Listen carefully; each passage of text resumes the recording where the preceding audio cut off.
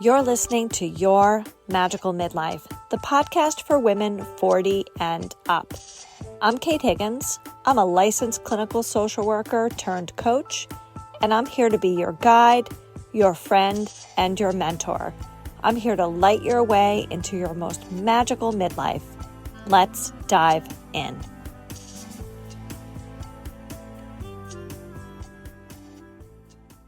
My mother died in late October, right before Halloween of 2020, in the middle of the pandemic. And she died after being in the hospital for just over a month. And she died several states away from where I live. My parents left New York 3 or 4 years earlier and relocated to Delaware so my mom could be near her sister and so that they could live in a home, a ranch, easier for them to navigate. But my mom had been ill for a couple of years before she died. She had advanced kidney failure, and she had made it clear that she was not interested in dialysis. I moved to Florida in 2019. So when I got the call that my mother was in the hospital in September, she said that she would only be there for a couple of days, and then it became a couple of weeks, and then it became acutely apparent that she was not going to survive. And I let my boss at the time know that I was going to need an indefinite amount of time off, and I was driven to the airport by my amazing partner. I got on the plane and I went up and we sat with her for 5 days as she died. And it was a very intense experience. And that's probably another episode, because what I really want to talk about in this episode is the aftermath of that. I was much closer to my mother than I am to my dad. My dad is a difficult person, and we have a very difficult relationship. I think that if my dad was born now, or a young person now, he would most definitely be diagnosed as being on the autistic spectrum. He is your classic eccentric scientist. He is not personable. He's not relatable. He is never on the same topic that you're on. He's got 4 topics that he likes to talk about, and that's chemistry, World War II, the Brooklyn Dodgers, and the San Francisco, whatever team that is. I don't even know. So there's 4 things that he likes to talk about, and I don't know anything about those 4 things. Well, I know a little bit of limited information about World War II, but not to the extent that he would like to discuss it. He also has a terrible temper and very low frustration tolerance. And a lot of my childhood was witnessing fighting between him and my mother, or witnessing his anger being directed at me, or witnessing his anger being directed in general at nobody, but just in general. And it was a difficult environment to grow up in, and it instilled me with a lot of anxiety and a very dysregulated nervous system, because there was always screaming. It didn't matter if you lost a nickel or if you burned the house down, which didn't happen. But, my brother did drive the car through the garage door one day. And my dad's level of anger was always the same, whether it was a small thing or a really big, serious thing. It was always the same level of screaming. And it was always screaming, threatening to leave, saying that, this isn't what he wanted for himself. He never wanted this. He, F you and F this house. And this isn't what I signed up for. This isn't what I wanted. He made it very clear that he did not want to have a family. And I was very aware of that from a very, very young age, like 5. And most of my memories of him are negative.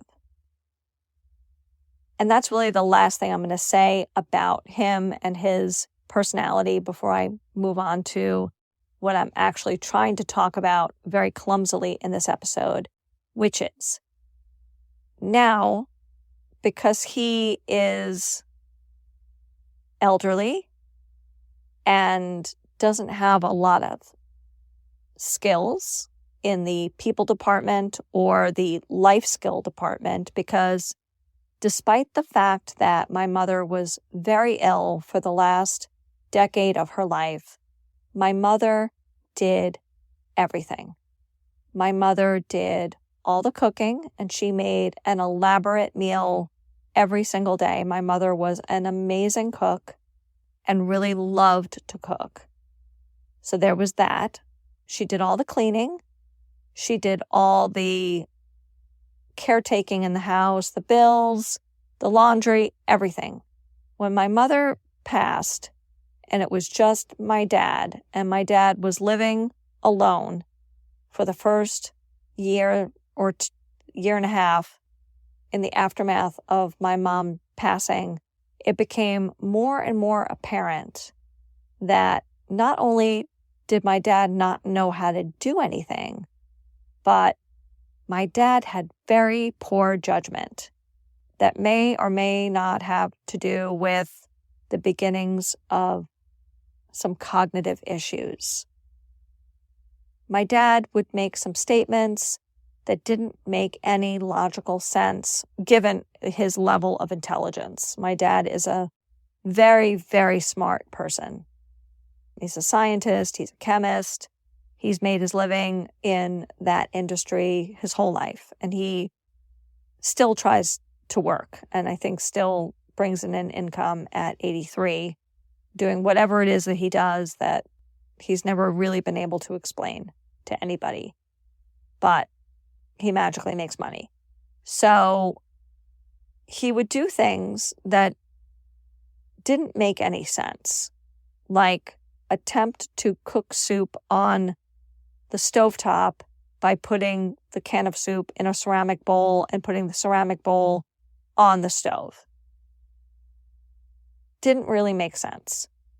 So my brother and I were very concerned about this, and also just his inability to remember to change his clothes, take a shower. Just his self-care was just going very steadily downhill.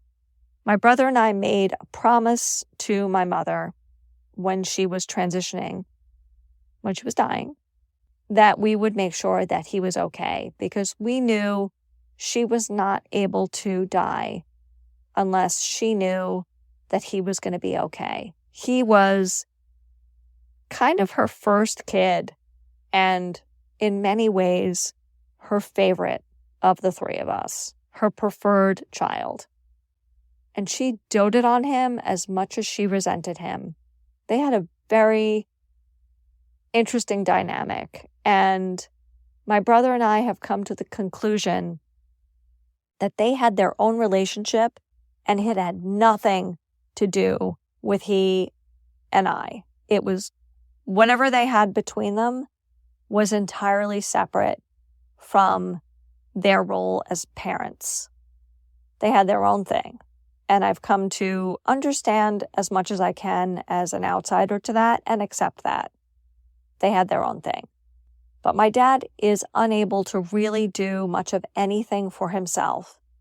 And in the aftermath of my mother's passing, he also has become increasingly frail.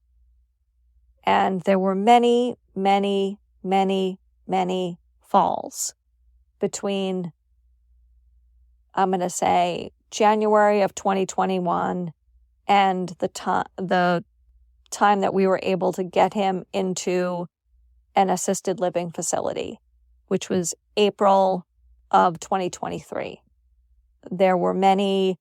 He had a life alert. The life alert would go off constantly, and the EMTs would show up at the house, and he would refuse medical care. And then they would leave, and I would be on the phone with them, like, please take him to the emergency room. And they would say, well, his blood pressure is fine, and he's oriented ×3, so we can't force him. So he would be, left after having a fall. And it just became more and more alarming. So we finally got him into this assisted living. We finally got him to agree to it. But it's a lot. It was a lot to have to go up and take him for various doctor's appointments and a couple of surgeries he had, since my mother passed, and packing his house up and moving him into this facility. And he didn't want to move near me in Florida. He's like the only 80-plus-year-old person who didn't want to move to Florida. And he didn't really want to move near my brother either. So he continues to be over 1,000 miles away from where I live and 600 miles away from where my brother lives, and expecting us to go up every other month. So it's been a lot of trips up to Delaware since my mother passed. Many, many more trips than when my mother was alive. I think I went to that house like twice between the time they left and the time my mother died. And a lot of talking to his doctors on the phone, a lot of talking to the nurse at the assisted living on the phone. And then my dad got COVID. And then he got a pneumonia. And then he was in the hospital for 2 weeks. And now, as of this recording, he is going to be stepping down to short-term rehab. And then hopefully going back to the assisted living, but possibly going to a nursing home. And my brother and I are navigating this from a long distance and over the phone and trying to talk to my dad about this, who just calls and screams at either me or my brother and saying that we're not managing his care well and you're not doing anything for me and blah, blah, blah, blah, blah. And this podcast is dedicated to my fellow caretakers of aging parents. I know that there are a lot of us, and some people have amazing relationships with their parents. Some of you who are listening to this are really lucky. You grew up with parents who made you feel loved, safe, and secure. And I know it's really hard for you to watch your parent age and crumble and have to navigate all their care. But who this podcast episode is really for is for the people who struggle with their relationship with their parent or parents and are tasked with being either the primary caregiver or a secondary caregiver or a tertiary caregiver, of just having to navigate and assist a parent who maybe wasn't all that kind, and having to reconcile those feelings and having to also accept that this is how it's going to be. It's never going to be a close relationship. You're never going to get the healing and the satisfaction of that relationship. They're never going to be the parent that you wished for or yearned for or longed for or deserved. Everybody deserves to grow up feeling safe. And I'll say, I know I said I wasn't going to comment anymore on what my dad was like. I will say, for the record, he was never physically abusive towards me or my brother or my mother. And he was never sexually abusive towards anybody. And I know people grow up with a lot worse than yelling. I am aware of that. I've been a social worker for 23 years, and my first job was working with kids in a psychiatric hospital, many of whom were foster care kids who grew up in conditions that I will not describe in this episode because they are so horrific that you will be scarred from just hearing me say the conditions that some of the kids I worked with grew up in. They were so unbelievable, the abuse that some of these kids survived. So I didn't grow up in that. I grew up in, we'll just call it a household with a lot of yelling.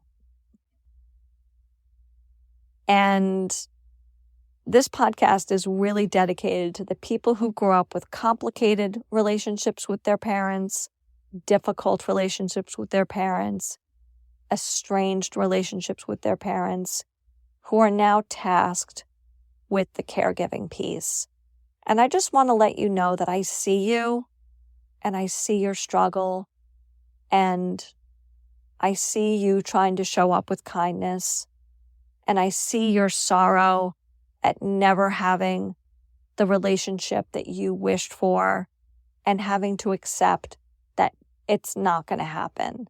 It's never going to happen. And it's okay to mourn that. And it's okay to feel those feelings. And it's okay to wish that you had different. And probably like me, when you were growing up, you would see a TV parent. And you would idealize that TV parent, and you would try to insert yourself in your imagination, into the Seavers or the Bradys or the Ingalls or the Cosbys even. I know that's that fantasy is now off the table, but I can't remember the name of the Family Ties family now, but any TV parents that you can think of that were just so loving and so validating to their children and so safe and secure. I remember being that kid. And now I'm the age of some grandparents, and I'm still dealing with this. I'm still processing those feelings. And I want to let you know that it's real and valid to have those resentments, that you are now the person who's tasked with caring for somebody who didn't necessarily care for you. And also, it's okay to parent yourself a little bit and to take care of yourself as you're taking care of your aging, difficult parent. Give yourself a little love and give yourself a little grace. And that's my message for today. And now, I'm going to pull a card for this episode. Oh, I pulled the card and one fell out. So we're going to interpret the card that fell out. And the card that fell out is the World. And that's actually the perfect card for this episode. The World is about the healing, the wholeness, and the completeness of a situation. It's about when all the elements come together and they make the whole, and you are complete. You have everything you need. And just remember that when you're taking care of whoever you're taking care of, whether it be your mother or your dad or some other random relative that you somehow found yourself in a position to be their caretaker when maybe they haven't given you that same level of nurturing. You can still take care of yourself and nurture yourself. Have a great week. Thanks again for listening to Your Magical Midlife. I'm Kate Higgins, your host. You can follow me on Instagram at Your Magical Midlife. You can check out my offerings on my website, www.yourmagicalmidlife.com. I offer one-to-one coaching, group coaching, retreats, a blog, and this podcast. Please remember to like, rate, and review to keep me in those algorithms. Have a great week. See you soon.